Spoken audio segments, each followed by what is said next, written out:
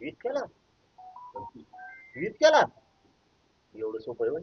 मी सरळ सांगतो मुख्यमंत्री साहेब तुम्हाला, एकदा चूक झालेली मला म्हणून जरा म्हणते, मग मी आता करायला लागलो ना, मला राग आहे इच्छा नसतो मग काय.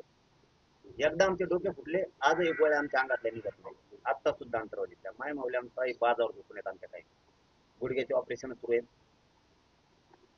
कुणाच्या मांड्याला टाके घेतले, कुणाच्या चौथी टाके डोक्यात पडले. ती आमच्या लक्षात पुन्हा येऊ ना, ती जर विषय लक्षात आला ना आमच्या डोळ्यात रक्त होतं.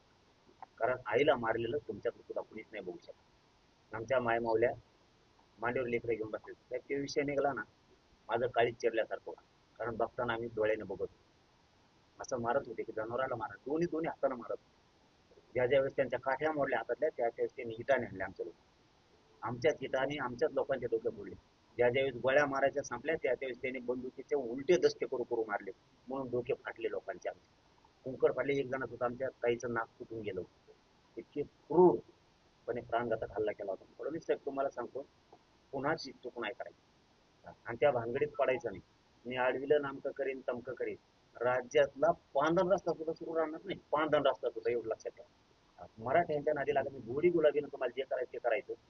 त्यावेळेस घडलं आता पुन्हा त्या भानगडीत पडायचं नाहीये, हे मात्र तुम्ही लक्षात ठेवा. तुम्ही जर ती भानगड करायला जाता, पोलीस हे नामकं करीन आणि तमकं करीन, त्याची किंमत इतकी भयंकर तुमच्यासह देशातल्या पंतप्रधान मोदी साहेबांना सुद्धा त्याची किंमत मोजावी लागणार.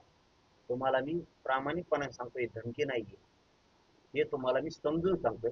कारण तुम्हाला ती खोड आहे, तुम्हाला ती खोड आहे लोकांच्या.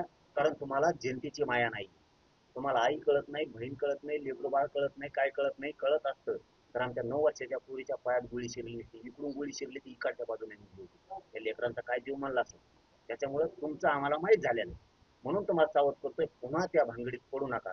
आई बहिणीवर पोरावर जर हात पाडा ना, मराठी कोणत्याही टोकाला जातात बरं का फडणवीस साहेब. आणि तुमच्यामुळं पुऱ्या देशातल्या सरकारला सुद्धा हादर बसेल. मोदी साहेबासहित हेही शब्द लक्षात ठेवा माझं तुम्ही.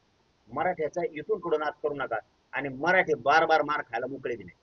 दादा माझी एबीपी माझा, उघडा डोळे बघा नीट.